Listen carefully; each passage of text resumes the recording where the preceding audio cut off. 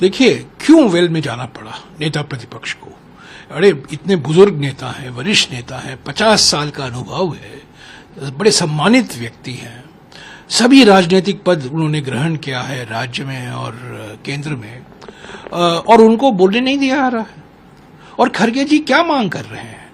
विपक्ष की ओर से, इंडिया जनबंधन की ओर से वो मांग कर रहे थे कि जो सबसे बड़ा महत्वपूर्ण मुद्दा है आज हमारे देश के युवकों के लिए, उनके भविष्य के लिए, लाखों युवकों के लिए, नीट और जो पेपर लीक हो रहा है, नीट नेट पेपर लीक जो हो रहा है, इन सब घोटाले पर तुरंत बहस हो। बस हम यही चाहते थे।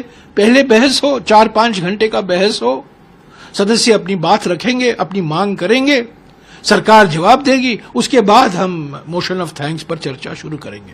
हमारा एक ही मांग थी कि हम 267 जो नियमावली है, रूल 267 के तहत जो और कोई विषय है उसको बाद में लिया जाए, पर पहले विषय जो हम लेना चाहते थे वो नीट और नेट और जो पेपर लीक हुए हैं अलग अलग राज्यों में, उत्तर प्रदेश में, मध्य प्रदेश में, गुजरात में जो घोटाले सामने आ रहे हैं, रोज कुछ ना कुछ आ रहा है।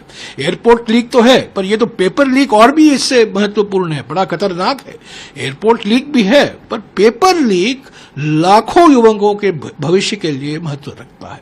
तो इन्होंने यही मांग रही, उनको बोलने ही नहीं दिया, बार बार खड़े हुए, हाथ उठाया, उनका पूरा नजरअंदाज किया गया और अंत में मजबूर होकर खरगे जी को वेल में जाना पड़ा। अभी कहा जा रहा है पहले कभी नहीं एलओपी आए थे वेल में।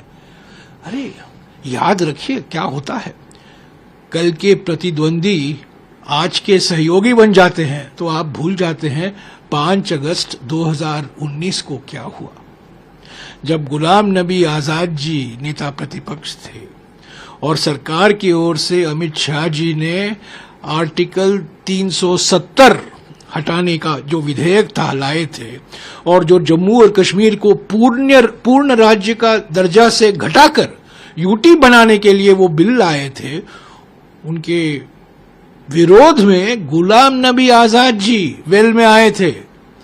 और जो स्टेप्स है ना, जो चेयरमैन बैठते हैं, पुराने राज्यसभा में जो 4 चेयरमैन बैठते हैं, वहां बैठ गए, वो वेल का एक हिस्सा है।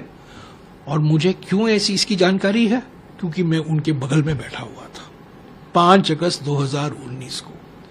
ये मजबूर हो गए आज खरगे जी, बार बार हाथ उठाया, चिल्लाया, चेयरमैन साहब मुझे बोलने दीजिए, 2 मिनट का मौका दीजिए, 3 मिनट का मौका दीजिए, बिल्कुल नजरअंदाज किया गया।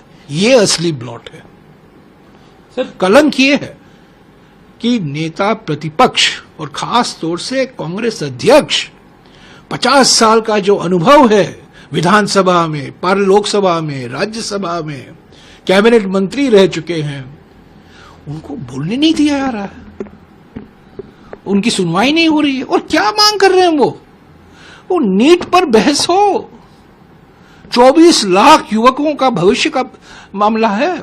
उसके बाद में नेट भी कैंसिल किया गया।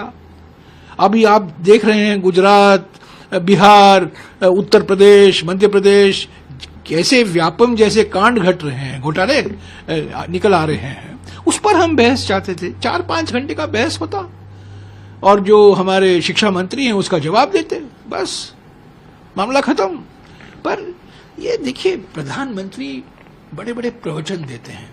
ये तो विशेष प्रधानमंत्री हैं हमारे, ये तो गैर जैविक प्रधानमंत्री हैं, स्वघोषित अवतारी प्रधानमंत्री हैं, और बड़े बड़े प्रवचन, लंबे प्रवचन देते हैं। आम सहमति के साथ हमें चलना चाहिए, आम सहमति बनाकर हमें काम करना चाहिए।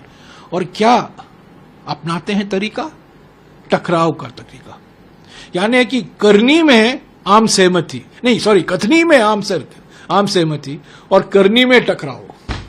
ये जमीन आसमान का फर्क है।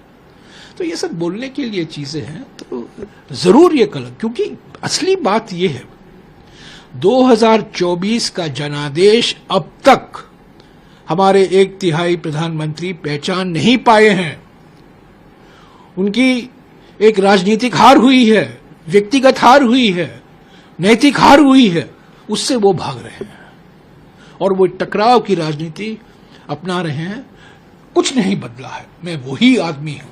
आजकल तो आदमी नहीं है, वो गैर जैविक है, वो तो भगवान के अवतार। अगर आप ये वीडियो YouTube पर देख रहे हैं तो हमारे चैनल को सब्सक्राइब करें और बेल आइकन को दबाना ना भूलें। अगर आप Facebook पर ये वीडियो देख रहे हैं तो हमारे पेज को लाइक करें।